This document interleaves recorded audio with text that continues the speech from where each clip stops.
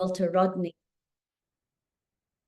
And here I find the insights of Walter Rodney remaining extremely relevant, where he stressed that development and underdevelopment are not comparative terms, but they also have a dialectical relationship. So some places develop because they de-develop others. Some populations thrive, not because they are inherently better, stronger, or more democratic, but because there are historical relations of power, colonialism, and plunder. The reality is that the violence we see against Palestinians today on our television screens has been prevalent for a very long time before this ongoing genocide, what we Palestinians call the ongoing Nakba. It has been systematic for decades, and the field of economics has helped to obfuscate this violence by separating economic and political, but also by producing imaginaries and policies of economic development that adapt to military occupation and settler colonialism. Hopefully, heterodox economics invites us to think differently about mainstream notions of economic development and progress. In times marked by seemingly perpetual lurches from crisis to crisis, as the title of your conference implies, be it climate crisis, financial crises, COVID-19, inequality, and poverty, there's really an urgency to think about what heterodox economics has to offer for our understanding of Palestine and what, in reality, it has to offer for thinking about Palestinian liberation. So let me start in a slightly odd place. Netanyahu's vision for Gaza. On Twitter, Netanyahu pronounced on May the 3rd, 2024, a vision plan for a massive free trade zone with a rail service to Saudi Arabia from Gaza. What he called his Gaza 2035 plan outlines a three-step master plan to build what he called the Gaza Arish Sedrot free trade zone. This plan highlights Gaza's historical place in east-west trade routes. The vision for this plan is to have a coalition of Arab countries, Saudi Arabia, the UAE, Egypt, Bahrain, Jordan, and Morocco, which will apportion and supervise humanitarian aid in areas that Israel deems safe in Gaza. As a final step, once Palestinians behave themselves, they would be fully managing their own life if they sign on to the Abraham Accords. Part of the rebuilding efforts involves, and I quote, rebuilding from nothing and designing cities from scratch. The goal is to turn Gaza into a significant industrial port on the Mediterranean, serving as the main entrepot for Gazan goods, but also Saudi Arabian oil and other raw materials from the Gulf region. Major advantages for the Gulf states would be that they get to take part in defensive pacts with the US and have unfettered access to the Mediterranean through Gaza, through railways and pipelines. The plan says that this intervention, if successful, will also be a great model for other countries like Yemen, Syria, and Lebanon. The wider regional plan is basically to ramp up mega projects such as Neom in Saudi Arabia and replicate them in the Sinai. The idea is for Gaza to function as a significant industrial port on the Mediterranean, which would be an entrepot, but also where you would have industrial production on EVs that are meant to compete with Chinese AVs. So this is a combination of new infrastructure investment and integration into the region, with new gas deals, of course, in the Mediterranean, where you have Israeli capital and Gulf capital integrating. Also, in the renewable energy sector, you are meant to have solar energy fields being built in the Sinai, again, integrating Gulf capital and Israeli capital. One idea, as I mentioned already, is to make this a key hub for electrical vehicle manufacturing. Now, this vision may seem a little bit odd to us in current circumstances, but these ideas are not new. thinking of Palestinians as a cheap labor force and a captive labor force has actually featured centrally in all mainstream economic development plans that have considered Palestinians for years now. This often involves two key pillars: the Palestinian Authority adopting a program that is highly neoliberal, and then economic normalization plans that will integrate Israel into the wider region. This has been the economic trajectory pushed onto Palestinians for at least the last 20 years, and pushed onto the entire region for the last 20 years. A concept of mega projects that will integrate Israel into the economic life of the entire region, and this being sold as a final peace deal. And here, I think a key concept that heterodox economists can work with is this concept of normalization that we in the region talk about very often, and this has been a foundation for much of the economic thought within the region. So normalization refers to establishing formal or informal relations with Israel without actually addressing the underlying issues of occupation and colonization. This process involves establishing trade, investment, business relations with Israel, deepening economic dependencies, and integrating the Israeli economy into the broader regional market. This strengthens Israel's position and also sidesteps Palestinians altogether. Now, we often forget that Netanyahu has been quite open about discussing normalization in this way. This was the map he raised in the United Nations that completely erased Palestine while he was giving a pitch for normalization with Saudi Arabia, how the region would become this haven for open market economics once there is normalization across the entire area. But let's step back here a little bit historically, because often we forget that the Oslo Accords, on which much of the economics we see within Palestine and Israel today is based, itself has been a normalization project.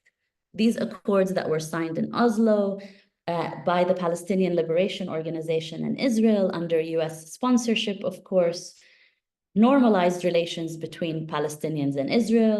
Palestinians were to say that Israel has a right to exist in its current formation for exchange of some pieces of land. This was celebrated and hailed by many economists as a success story of a peace process. As a matter of fact, we heard quite a lot about how the Palestinian economy was going to now be transformed into the new Singapore, particularly Gaza. But with the accords, what we have seen is really a transfer of frontline responsibility of Israeli security to a Palestinian face, while all strategic levers, particularly economic ones, remained in Israeli hands. This created a systematic, de-developed, and captive economy, particularly in Gaza. What was sold as peace and economic integration was essentially a process that we see in the map in front of us today.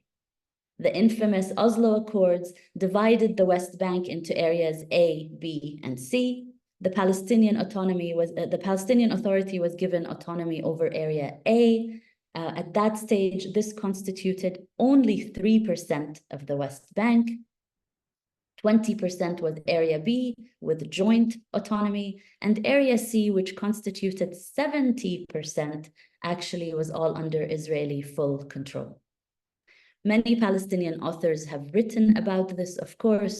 I'll name just a few: Samia Butme, Tariq Dana, Layla Farsakh, Adam Haniya, Raja Khalidi, Ibrahim Shiqaqi, Ala Tartir.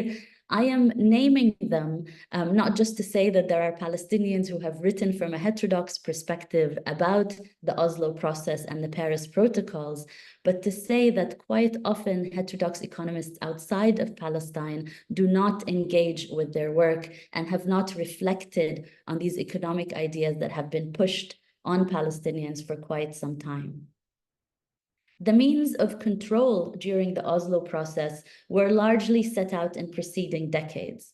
While illegal Israeli settlements were designed as a final status negotiation, during the Oslo Accords, the number of Israeli settlers actually doubled.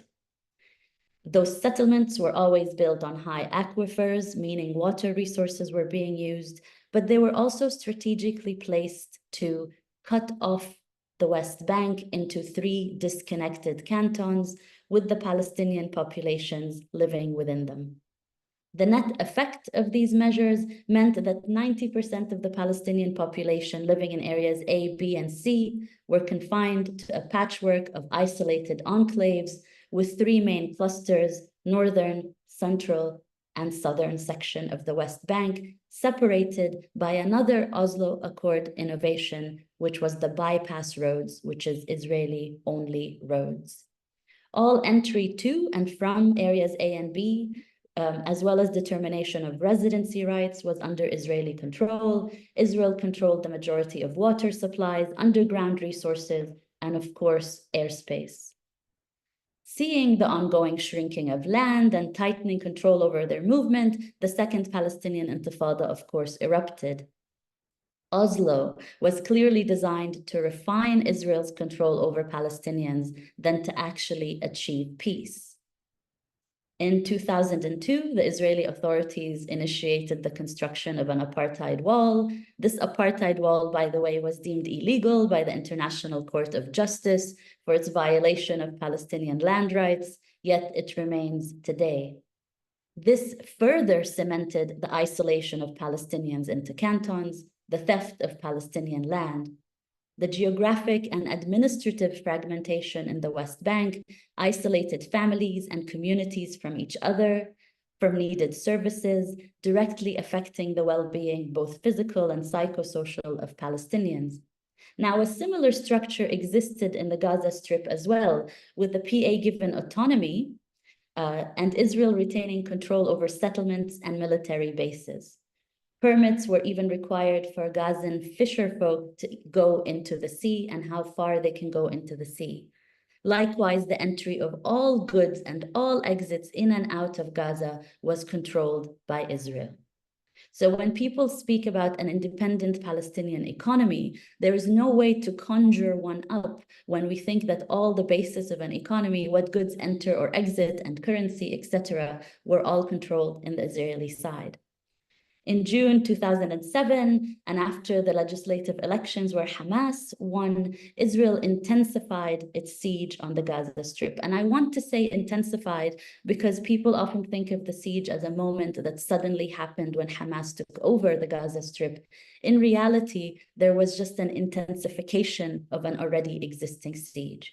And here this is crucial because this was a land, sea, and air blockade, which restricted imports and heavily had a major list of goods that the Palestinians were not allowed to be able to import. The Oslo Accords essentially bound the Palestinian economy to Israel via a customs union also. It connected the OPT's trade policies, tariff structure, value-added tax rate to Israel. Moreover, the authorities in Israel collect trade tax revenues on behalf of the Palestinian Authority, and they are meant to transfer them. But of course, this is a lever of power. Whenever Israel is unhappy with the Palestinian Authority, they stop this tax transfer. Decades of this process of de-development have destroyed the productive base of the Palestinian economy. Under direct military occupation, Israel would destroy the infrastructure and ensure that through military laws, there could be no productive sectors in Palestinian society, including the agricultural sector. With the Oslo Accords, this was enshrined even further with also a geographic and economic fragmentation. So Jerusalem, for example, used to be the economic center of the West Bank. What we see in this process is the cutting off of the economic center of the West Bank in Jerusalem from the rest of the territory. This economic strangulation policies divided the West Bank into disconnected islands by over 600 military checkpoints, gates, and roads used exclusively for settlers. There was also a dual list use of imports. And we really saw how dangerous this dual system was during COVID, when much of the equipment that Palestinians were trying to import that was medical equipment was deemed dual use. And of course, the donor community perpetuated the idea that even within this framework of continued occupation by economic means, that there could still be development and there could still be a Palestinian state. This really abstracted both history and politics. Donor aid cuts, when they happen today, tighten the noose on the Palestinian population. So when Donald Trump, for example, was speaking about cutting aid from the United Nations Relief and Works Agency, he was talking about cutting aid from refugees so they could forget into the future about their right of return. But he also knew very well that the Palestinian Authority, having no productive sector, is highly, highly reliant on these income from outside, but also on Israeli imports. And here there's a very important point around Israeli imports, because the Palestinian territories rely largely on imports from Israel. They would not survive without these imports. So these financial flows that come from the international community, supposedly for Palestinians, essentially end up in the Israeli economy. It is a transfer of wealth from the European Union mostly and the United States that goes through the Palestinian economy, but essentially the main beneficiary is the Israeli economy, because Palestinians are captive within their own territory, and most of the goods they consume have to be Israeli goods. This mainstream development paradigm that was pursued by the Palestinian Authority and really pushed and advanced by multilateral organizations aims, and I quote, to create a diversified and thriving free market-led economy pioneered by the private sector. This really has been the dominant economic paradigm used within the West Bank, but to a large extent Gaza. The World Bank, for example, devotes thousands of pages of analysis to outlining the necessary steps for a Palestinian state building. It does so by positing a policy choice that the PA and Israel can be complementary to each other, rather than viewing power relations or an occupation. If the Palestinians could just change some aspects of their behavior, then Israel could tinker as well with its policies to effectively create an economy for Palestinians on the contours of these territories where Palestinian cheap labor can be used.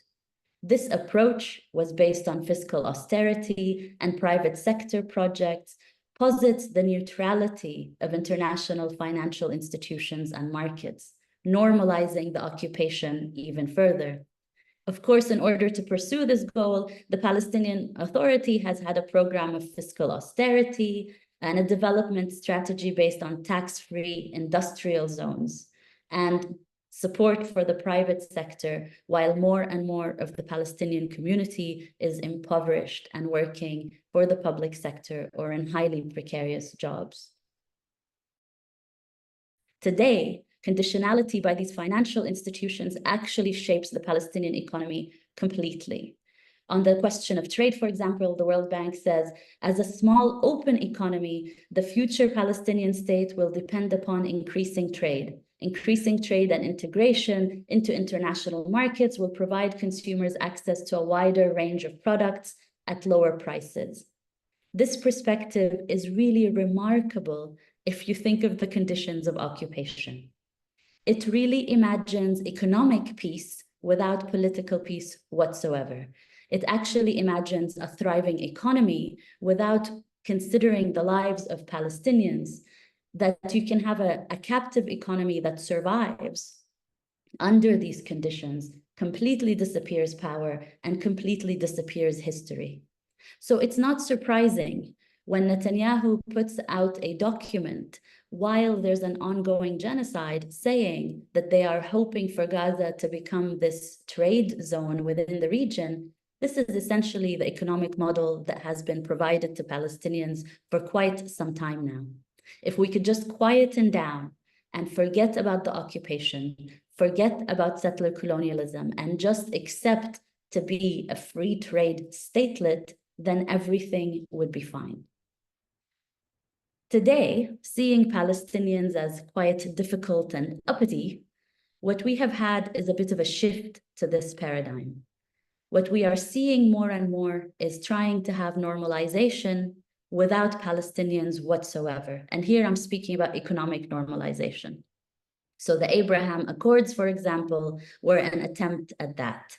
The Abraham Accords signed by the United Arab Emirates, but also Morocco and Bahrain, to normalize relations with Israel, were essentially about integrating Israel economically into the region. They also give it a conduit to other Arab markets. These were the largest normalization accords that have been signed between Arab states and Israel. This would include, so this is after Egypt's 1979 and Jordan's 1994. Since then, we have seen economic relations thriving between the two countries, trade being open between the two countries, but very importantly, for any of you interested in the climate crisis, we have seen capital from the United Arab Emirates and Israeli capital coming together for gas exploration, but also for renewable deals, major renewable deals. So when we think about renewable energy in the region, we also need to consider this normalization and what it means. This is just to give you a quick snapshot of the economic policies within the Paris Protocol, which is the economic arm of the Oslo Accords, and the ways that they integrated the trade policy, the taxation system, the things I was mentioning earlier. It's striking to me that within the field of heterodox economics, there isn't enough written about the Paris Protocol. Quite often, the Palestinian territories are treated as this district where there's just conflict, as if you can have conflict without economics. So really, this is a plea from me to heterodox economists to actually take the economics of settler colonialism seriously. One last thing I will point to is that we are now seeing these larger economic integration models coming up all across the region with multiple regions as well. So during the 2023 G20 summit in New Delhi, leaders signed a memorandum of understanding to develop what they call the India, Middle East, Europe Economic Corridor. Now, none of this has happened yet, but it gives you an indication about the thinking of normalization and economic penetration within these regions. So the idea, again, is to build trade corridors that would go from India to the Gulf states up to the Israeli side. Again, it's baffling to me that within the field of heterodox economics, we still don't have enough writing about these kind of economic projects that are really underlying the current situation we see in Palestine. These trade deals are, yes, about Palestinians, but they are also about larger geopolitical questions around China's Belt and Road Initiative. Very specifically, this integration model was put forward to say that this will counter China's One Belt and One Road. So this is not a question of simply adding Palestine as a case study around how we see economics working. It's around thinking through the economics, the geopolitical and geoeconomic, how they are working on that broader scale as well. So I'll just finish with 3 very simple notes. I think in the field of heterodox economics, it's really high time we start taking the Middle East seriously. There's a lot of excellent work in heterodox economics. Most of it tends to deal with the Middle East simply as this space of conflict and not look at these kind of economic patterns that are emerging. It is also high time we start taking the economics of settler colonialism very seriously when it comes to Palestine, doing serious comparative work with other settler colonies, and discussing the economics of settler colonialism, actually integrating the economic and the political, because this is one of the cores of heterodox economics. And my last plea would be that we need to take the debates around labor and feminist political economy to the question of Palestine as well. Palestinian economists, heterodox ones, have really done a lot of heavy lifting on this question. There's a lot to be researched out there, and we need your voices. And it's very important that critical perspectives start to come through if we want this genocide to end, but if we also don't want future ones to keep happening. Thank you again for the invitation.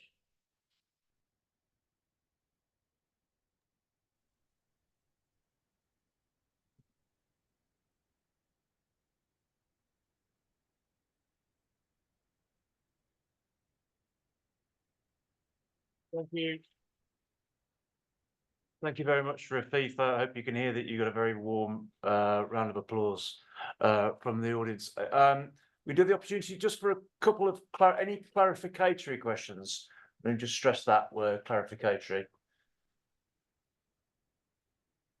Right, good. Okay, well, I'm going to make sure we have plenty of time for questions to both speakers after Tom has spoken. We'll move on to him now. Right. Yeah, it's a pleasure to introduce Artjoms Ivlevs. He's Professor of Economics here at UE Bristol, former colleague. His research revolves around the broad theme of migration, in particular, the decision to emigrate, attitudes towards immigration, and effective immigration on migrant sending countries.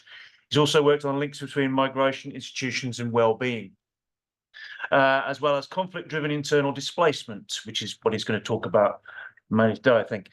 Tom works mainly with large-scale household surveys and often focuses on the post-socialist countries of Central and Eastern Europe. His work on migration was published in leading disciplinary and cross-disciplinary journals, such as International Migration Review, Journal of Population Economics, Sociology, and Regional Studies. Tom is a member and former chair of the UE Global Migration Network, cross-disciplinary group of migration researchers here and beyond.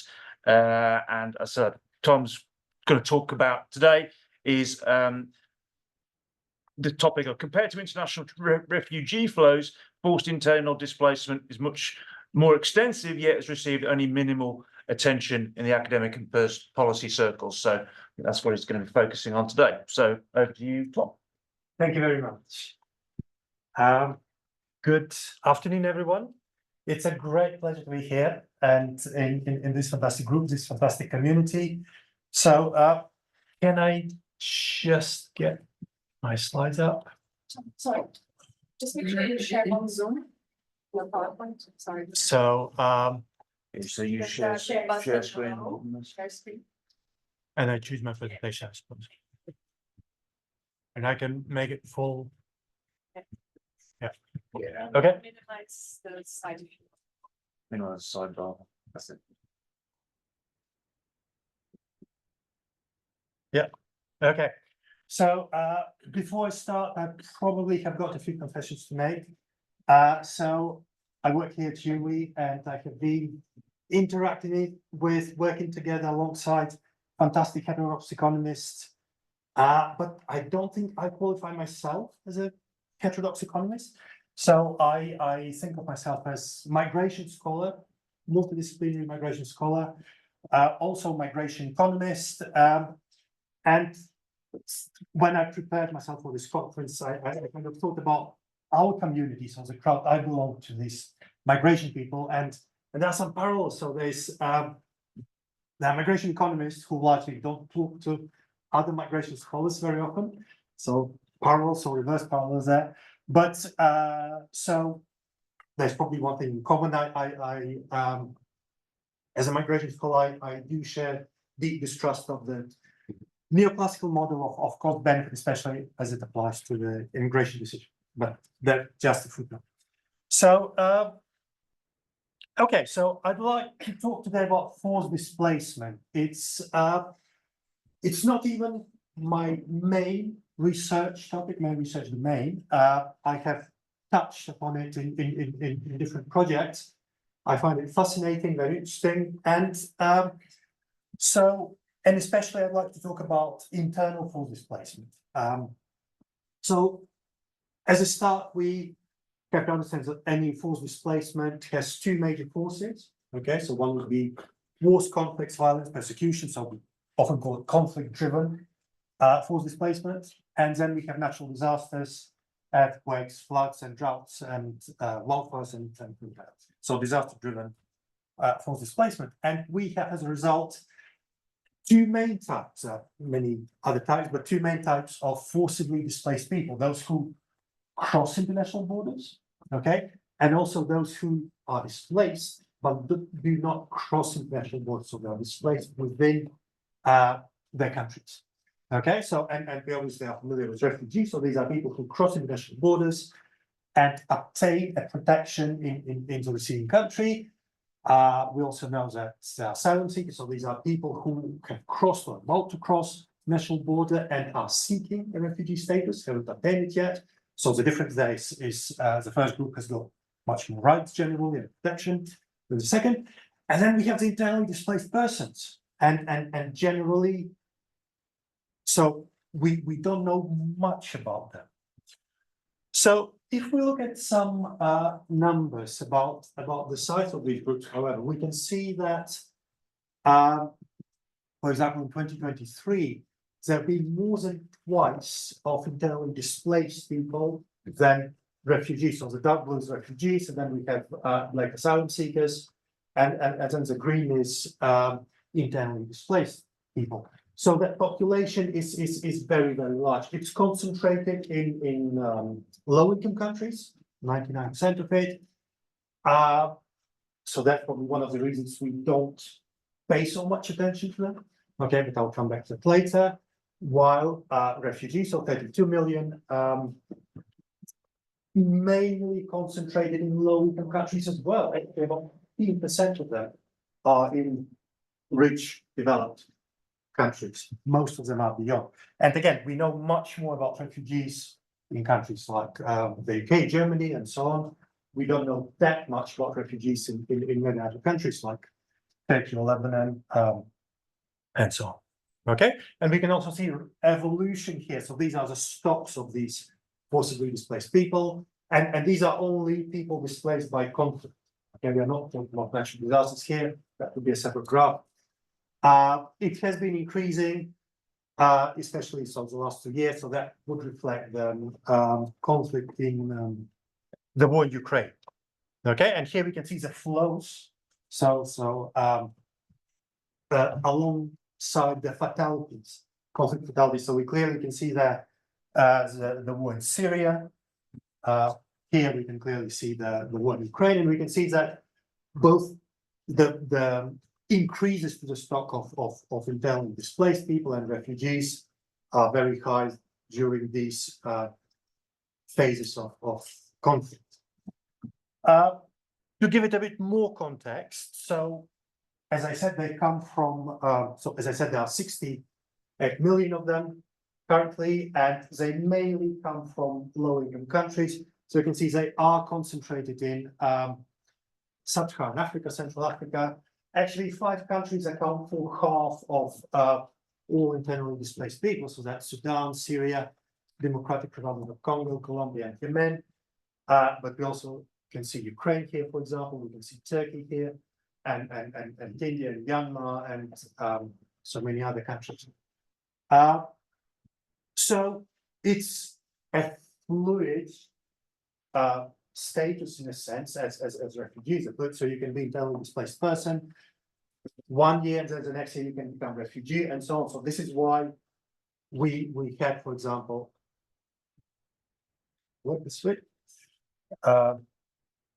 we had a massive increase, for example, of more than 20 million people, okay, in 2022, the war in Ukraine, not only war in Ukraine, other conflicts as well, but the general stock hasn't increased by as much. So that means that people come in and out of that status.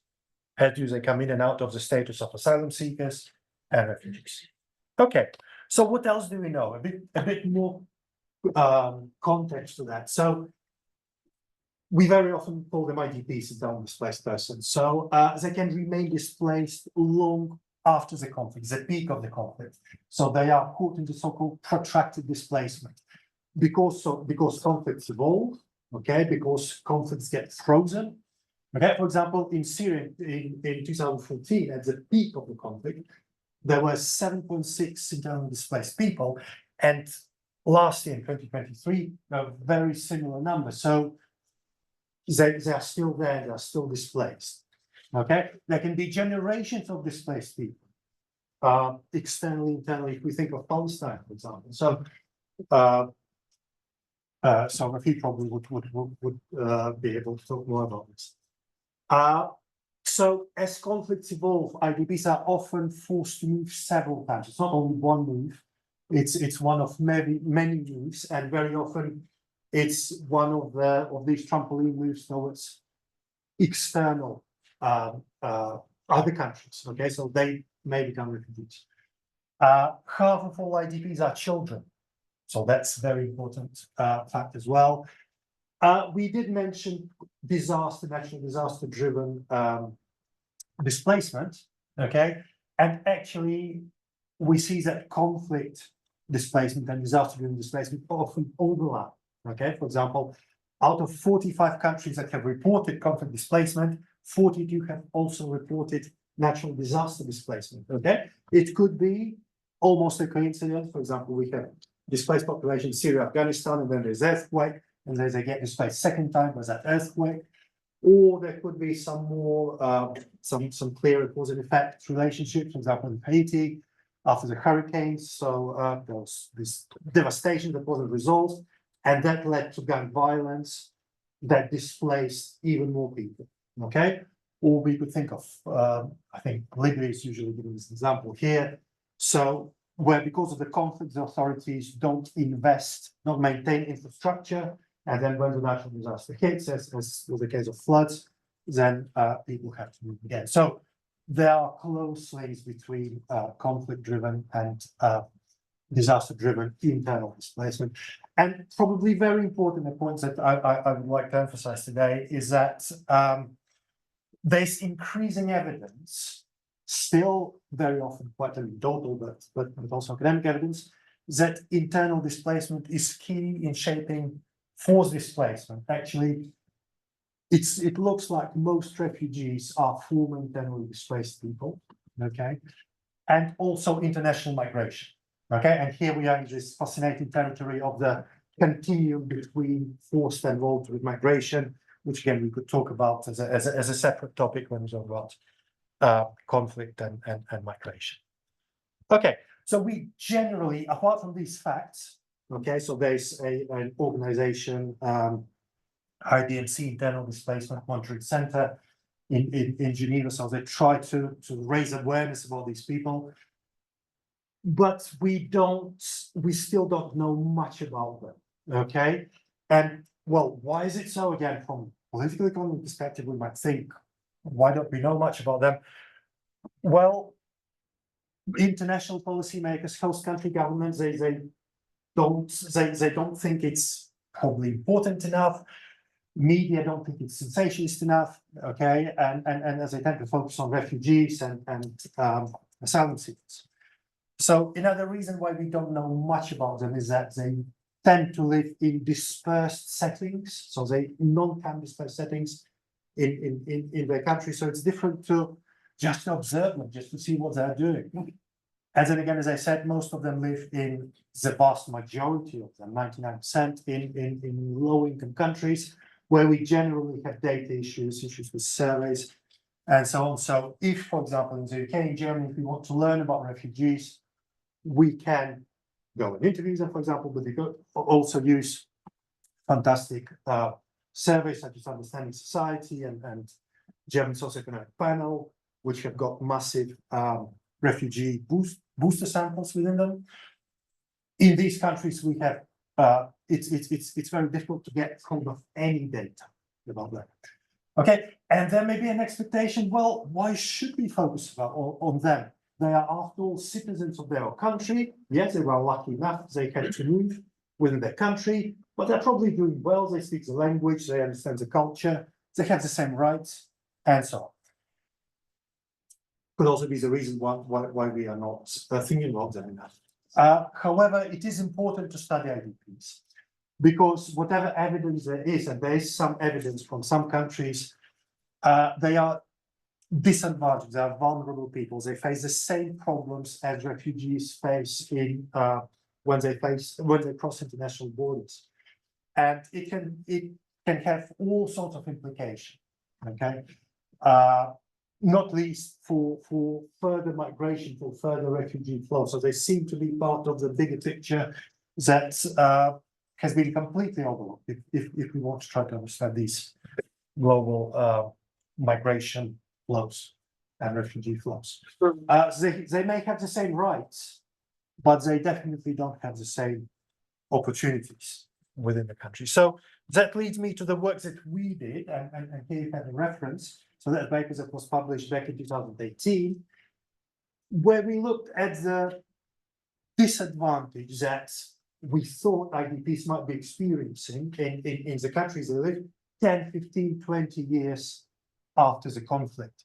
So we asked ourselves, are they still vulnerable, are they still disadvantaged? All these years. So we focused on the post-socialist countries that experienced major military conflict, some of the worst military conflicts, so that was well before Ukraine, in 1990s and early 2000s. So we've got a bunch of countries from former Yugoslavia, Serbia, Kosovo, Croatia, Bosnia and Herzegovina, North Macedonia, and a bunch of former Soviet Union countries, Armenia, Azerbaijan, Tajikistan, and Russia. And we simply looked 20 years after these conflicts, how do these people fare on the labor market in particular? So that's long-term, would it say integration or labor market or outcomes of IDPs, I imagine that would say as a title. So we look at labor market integration. So that's one of the most important dimensions of integration. If you can work, you have not only income, you can also networks and dignity and everything. So we looked at the likelihood of these people working all these years after conflict has passed. So being unemployed, long-term unemployed, short-term unemployed, as well as the type of work. So in particular, regular or irregular work. Okay. And theoretically, we had already from the literature a lot of reasons to expect why they would experience a long-lasting labor market disadvantage. Okay, so we use this theory of cumulative disadvantage, which would indeed say that if you experience unfavorable conditions at some point in life, they would form a basis for further relative losses. Okay, so your situation would not converge with the rest of the population, but would diverge. And that's similar to what many economists would know as, and if we apply that to employment and labor markets, because the unemployment scaring framework in particular, where if you become unemployed, it becomes more difficult to find work afterwards, or if you find work, it may be lower pay, lower job quality, lower job satisfaction, and so on. And that's because, well, you lose specific human capital, you lose skills, experience, your skills depreciate. Okay, and also sometimes, as in the case of IDPs, you are desperate to find work, so you've got low bargaining power, so you are forced to accept inferior jobs, low paid jobs, and so on. And then we also identified a bunch of other factors. So that already would be enough to say, yes, if there's a disadvantage, labor market disadvantage, to explain it. But there's a bunch of other things, and there's a big overlap with the literature on refugees, why that disadvantage would be exacerbated over time. So loss of assets, so they lose houses, they lose land, they lose cattle, and they have to find jobs at some point. But in the immediate kind of aftermath of the conflict, they have to think about shelter, they have to think about basic needs. So and that becomes almost at the expense of trying to find a good job. Psychological trauma. So as refugees, these people will suffer from post-traumatic stress disorder, from anxiety, and that will have direct effects on their likelihood of finding a good job, likelihood of going out there and looking for jobs in the first place, and so on. So many of them would be, so the situations of many IDPs would be characterized by uncertainty. Many of them, as I said, live in protracted displacement, in limbo essentially. And if you are in such a situation, it's difficult to invest in local networks, in connections, and so on, which may help you with jobs. Reception of health communities, we would imagine they are in their own countries, and people who receive them, these IDPs, they would embrace them and welcome them. However, the more we read, the more of the opposite we could see that was happening. Okay, so very often there's stigma, there's prejudice, there's discrimination again. Very often they belong to ethnic, religious community minorities. So very often they would be considered not truly displaced or undeserving of aid. There may even be the argument that receiving communities might say, oh, you take our jobs or you reduce our wages. It's in other places as well. So that reception can also hinder labour market integration. Institutionally, again, we would expect it all should be fantastic. They're citizens of their own country. However, remember, they have fled their homes. They probably don't have documents. Many of these countries, 1990s, they were undergoing transitions, social, economic, administrative transitions. Okay, so it would not be easy simply to recover passports, to recover some documents and so on. In some extreme cases, as in the case of Azerbaijan, the IDPs were not even given the right to work in their own country. They were prevented from working in their country. Okay, and then we have loss of education. Again, so many of these IDPs are children, couples and children. They'll be losing their education, and that will definitely affect the labour market outcomes afterwards. And there can be gender-related considerations where we indeed may expect for women to suffer from a greater labour market disadvantage. For example, they may have experienced a larger psychological trauma, okay, which can translate into lower likelihood of finding a job afterwards. I'll not bore you very much with technical details because I know many categories economists have special relationship with data and metrics and so on. Just a few words about the surveys that we used. Where did we get the data about them? So that's the so-called Life in Transition survey. There were 3 distinct waves so far in 2006, 2010, and 2015. I think there's another one coming up. And so we used here 2010 wave, and it included 30 post-socialist countries. So it's a massive, massive survey. All countries of all transition economies of Central Eastern Europe and Central Asia. They've got nationally representative surveys, samples of at least 1,000 respondents, and we concentrate on countries that I have mentioned already. So select successor states of former Yugoslavia and former Soviet Union. And that was the key question that allowed us essentially to do our analysis. Did your household have to move because of a particular conflict or war? So it was asked differently in every country depending on war. And we see that altogether, in these 9 countries, 9% of respondents had to move. So it's a very, very substantial. And that we observe, so the conflicts happened in 1990s, early 2000s, and we are here in 2010. So that's 10, 15 years after. Okay. So as I said, I will not overwhelm you with economic details, just to say that our outcome variables are long-term unemployment, inactivity. So have you worked in the last 12 months? Short-term unemployment. Did you lose your work in the last 12 months? Informal work. So there's a question which allowed us to capture, I think, more or less directly, do you work informally or not? As well as, interestingly, we had a question on, do you wish to acquire more education, further education and training? So main expenditure variable forcibly displaced in the last 10, 15 years. And then we've got a bunch of controls. And we run our analysis by gender and age group as well, because that's something our theoretical analysis indicated would be nice to do. And here's the overview of the results. Again, is it possible to Click on the OK on the bar on top. Yes. Say it again. Click on the OK on the bar on top. It will do that. Yay. Thank you.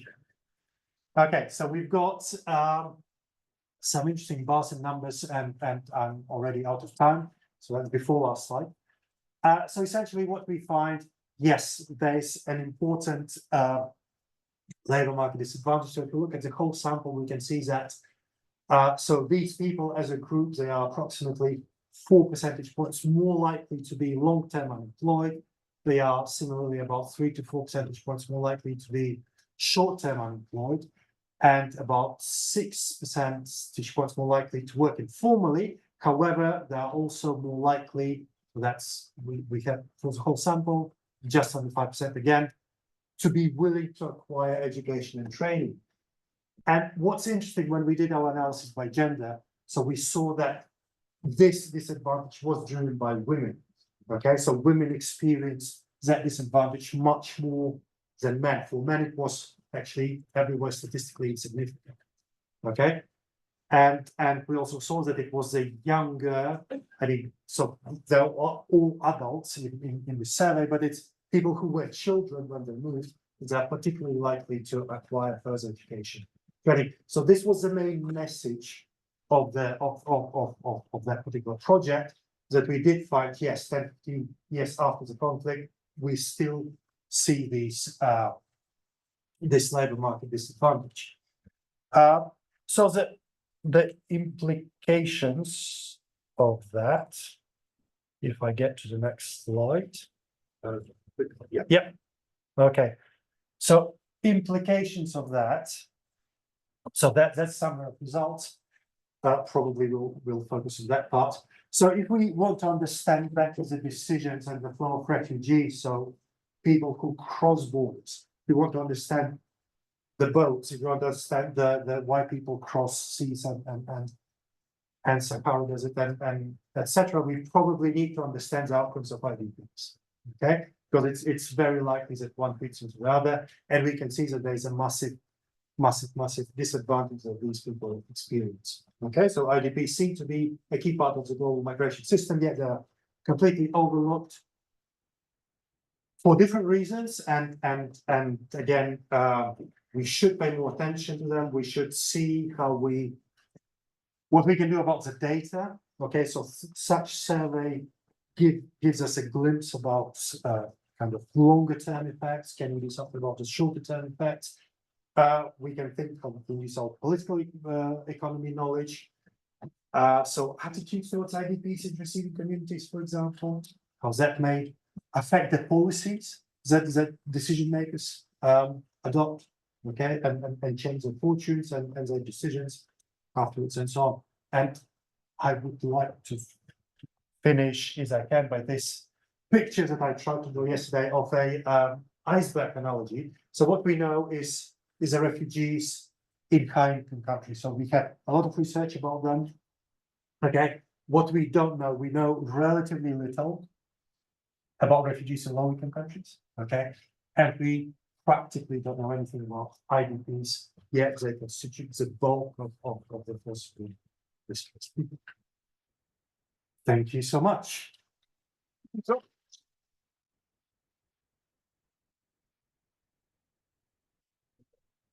again, we do have any quick clarificatory questions for Tom? Two up there, yeah.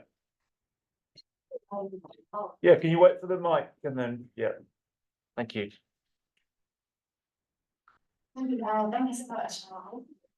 I was just wondering, they remain within the border because they don't have the means to cross the international borders, and are they very easily identifiable if they're very dispersed? Yeah, that's my question. So thank you for the presentation. That was rather illuminating. I have a question about the sample countries that were used, especially in the former Soviet Union. I wonder why Georgia was not included in the sample size, because they also had a conflict. And then, speaking of the conflict in Russia, are you referring to Chechnya? Yes. Okay, thank you. Yeah. Thank you very much.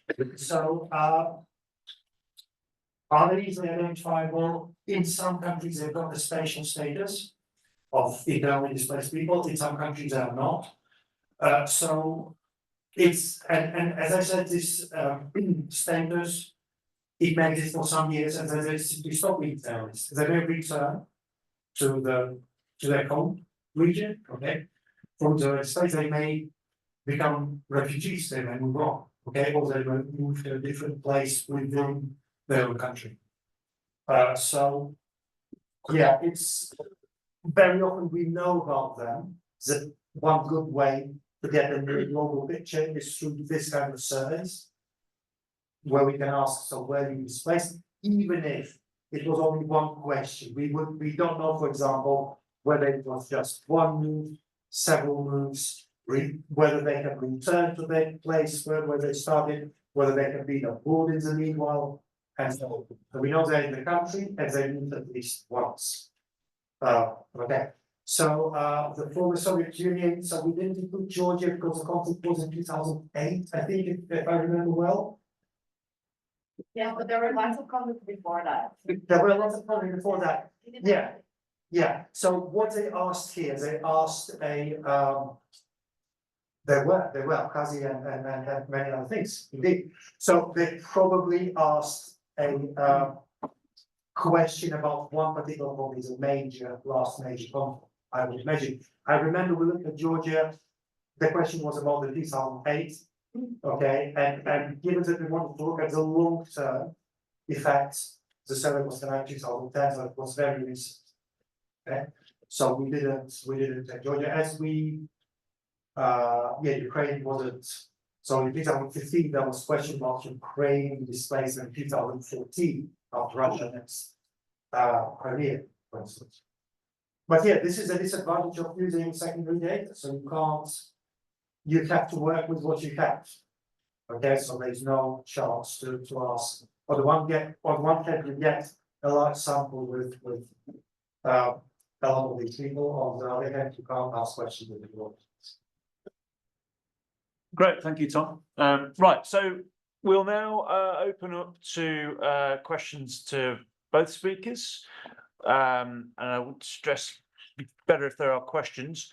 And people online, if you want to ask a question, either raise your hand so that you can speak or put the question in the chat and we'll read it out. We have a roving person with a microphone here who can go and collect a few questions. So why don't we take these three in the middle first? We said To be honest, that you have in your mind. I'll put you at the bottom, yeah. Thank you very much. This is a question, two quick questions for Rafeef. One is, could you say anything about the themes or theses that the different economists that you mentioned, regional economists that you mentioned, are working on, like Tariq and so on? The other one, my perception of the normalization plans is it wasn't so much driven by economic theory as much as it is economic theory provides a kind of a technocratic rhetorical toolkit that's used to achieve political aims. And that makes me worry that putting forth a heterodox alternative won't satisfy that need for that rhetorical toolkit to achieve political aims.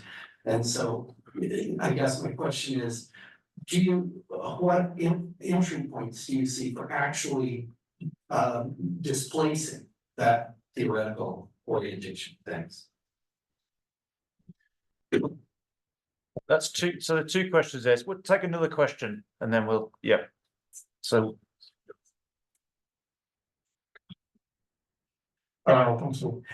It's not exactly what both of you covered on your talks, but it's related to the panel. I just wanted to explore a little bit global north migration policies and how they can be interpreted either as, for example, a cause of the fact that there's the refugees in the high income countries are just the top of the iceberg, or in terms of Rafeef's talk, how this migration policies can be interpreted in light of the big global economic changes that she referred to. Thank you. Hi, my question also goes to Rafeef.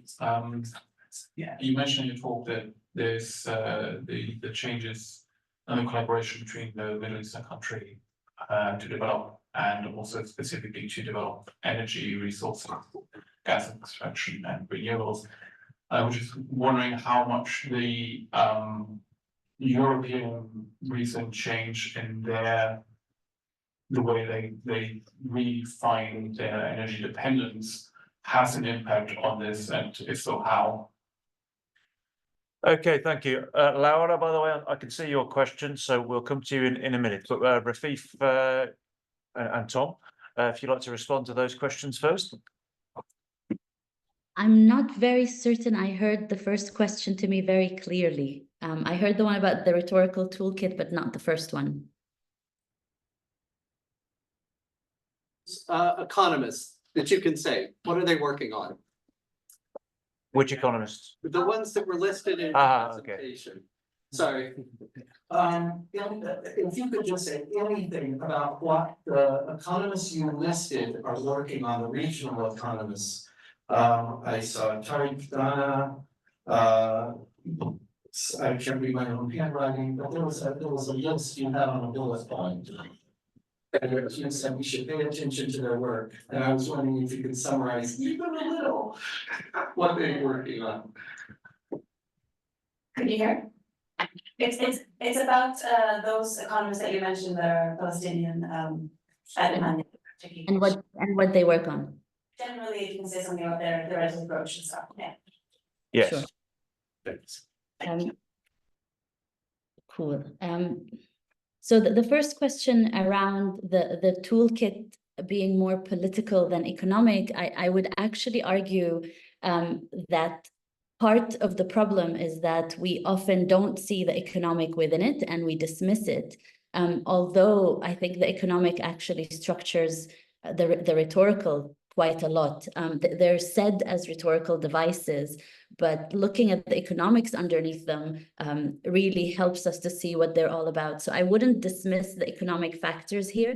I think this concept of a regionally integrated free trade zone across the entire Middle East region is a clear push economically, and this has been pushed by multilateral organizations, but also by authoritarian states in the region that have highly privatized and neoliberalized the economies within the last 20 years.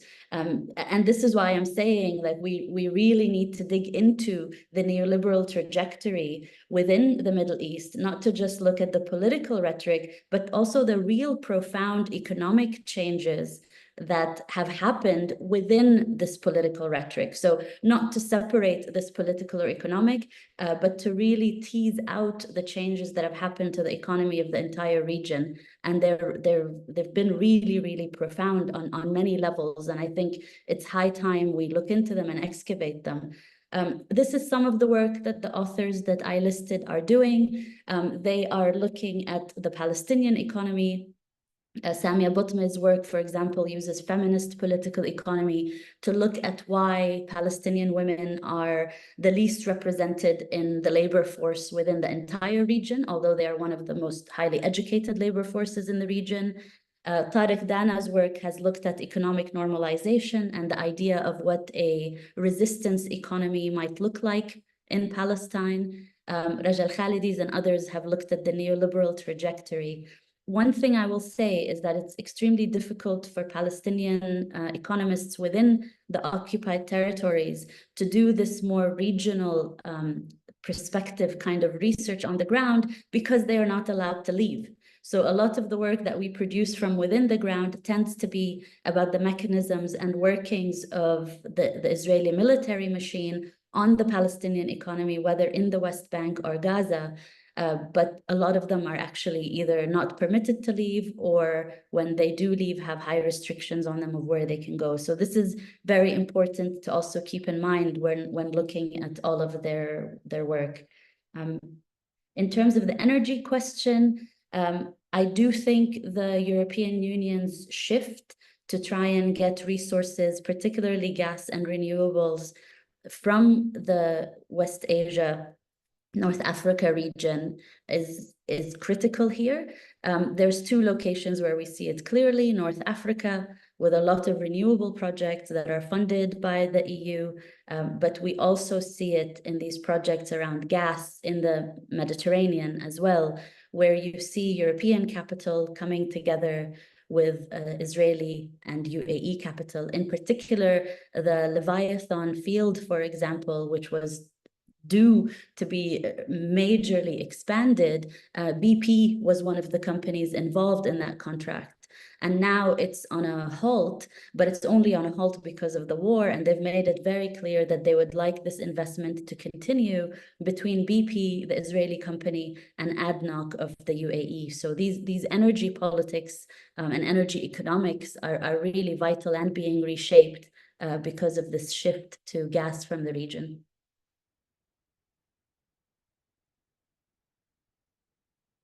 Thank you, Rafeef. Did you want to respond, Tom? Yeah, well, the migration policy, so that was, so again, if we take the case of Ukraine and the Russian invasion of Ukraine, both in 2014, so that due to the massive displacement, close to 2 million people from eastern Ukraine to western Ukraine, okay? And then it was not so much external displacement, however, so in 2022, the European Union allowed Ukrainian refugees to come over. So you just need to have Ukrainian passport to automatically become a refugee. And so what happened essentially, that many people obviously became refugees from the eastern part of the conflict, but also from western part. And it looks like now that many people who moved from western parts were actually former Eastern Ukrainian IDPs. So this, it's all, it has had major impact, this pan-European policy of temporary protection for Ukrainians. Thank you, Tom. Okay, Rafeef, I'm not sure whether you can see the question in the chat from Laura about research that might be underpinning that 2035 plan that you talked about. Meanwhile, we have a question here and a couple up there, and lots of hands all of a sudden. We'll see how far we can get. I think I saw this Ingrid first, and then those two up there, and then we'll. All right, definitely, I can see, and then we'll come back. So yeah, Ingrid. Okay, thank you. This was so good. I really liked it, and I thought it made me think about my mom because she's an example of someone who like thinks that their profile stand and lefty, but at the same time also strongly believes in also accord and also peace process, and has trouble seeing how they're not compatible. So I wanted to send her this to kind of make that connection. So you said at the beginning that you also wanted to say something about how, like what you're saying has implications for liberation of Palestine.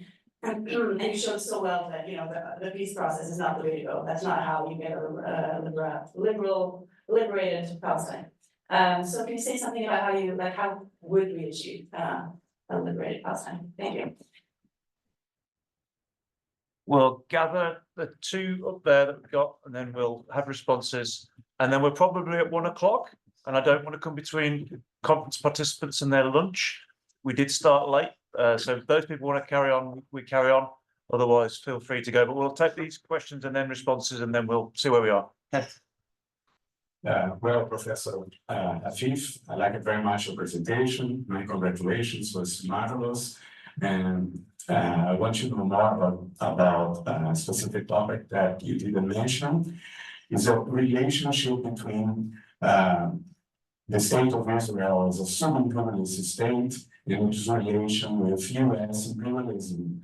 But there are some hypotheses or arguments that relate with the importance of the Israeli lobby inside the US state, like Mearman, and also how state of Israel relates with broader political or geopolitical objectives of the US state in the Middle East. Right, thank you. And directly behind. Yeah. Just a question on internally displaced people. Do you think that your research is likely to apply equally to the increasing number of people who are likely to be displaced by natural catastrophes?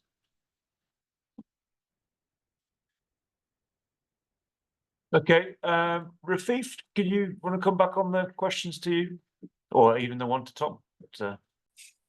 Sure. There were 3 questions. One about this 2025 Gaza plan, 2030 Gaza plan, who's been involved in developing it. I'm trying to find out and excavate where it's all coming from. It was put out on Netanyahu's Twitter feed, but it was linked to the ministry as well. So there's certainly a set of actors around it.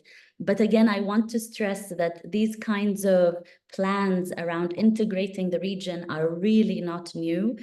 There was something, for example, called the Middle East Free Trade Area that was under the George Bush regime that was being proposed. So these concepts of proposing a free trade agreement throughout the region are part and parcel of the economic plans that have been put forward in the region for decades now. It's just that the problem is because we don't center the economy so much when we look at the Middle East or the political economy, we tend to not see these changes.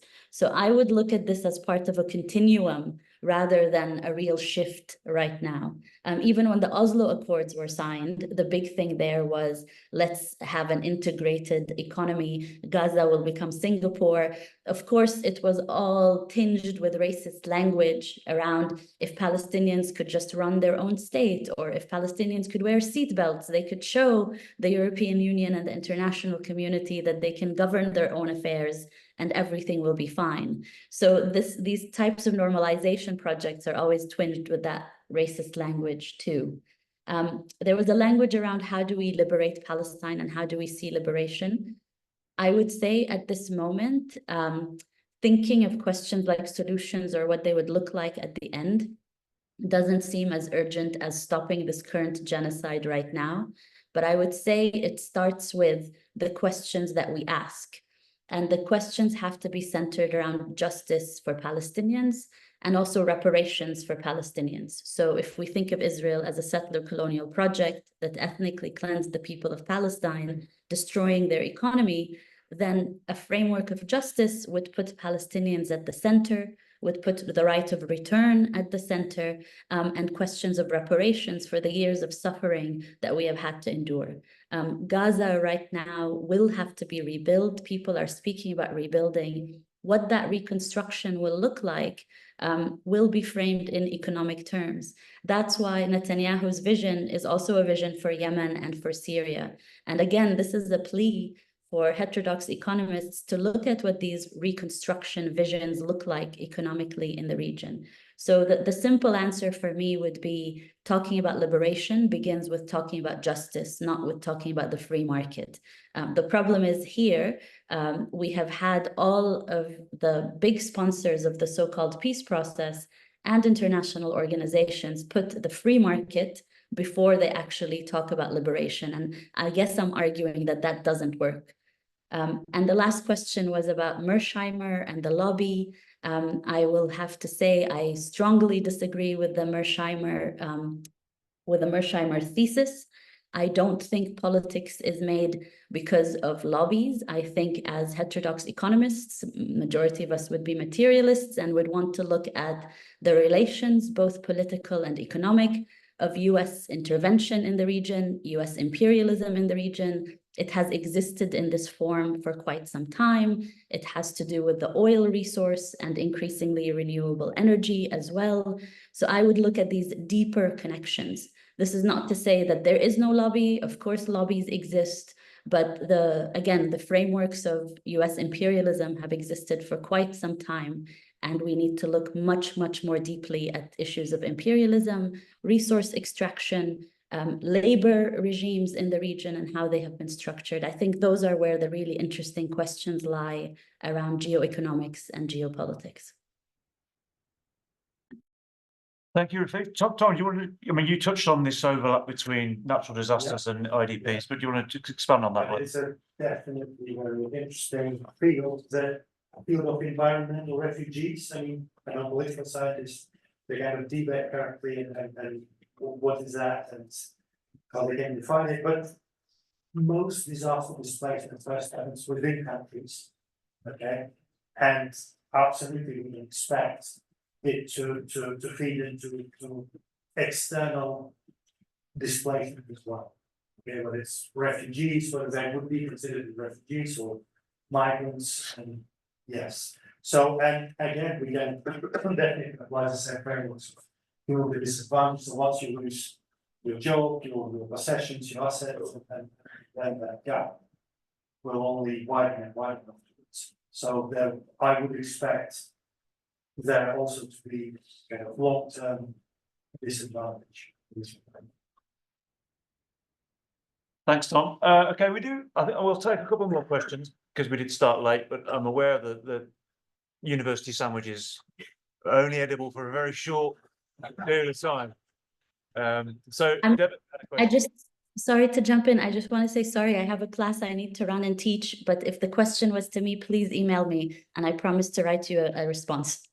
Ah, right. Oh, well, thank you for joining us. I think we all found you talk very powerful, and it's a great call to action. Thank you, everyone.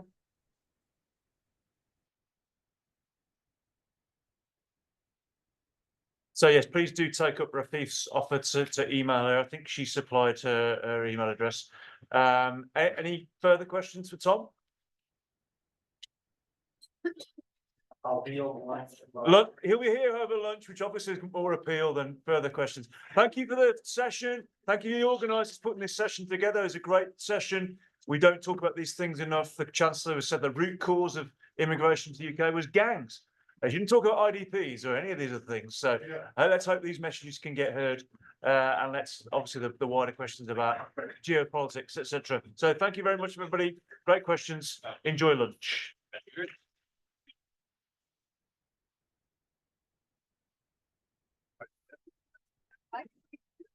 Yeah.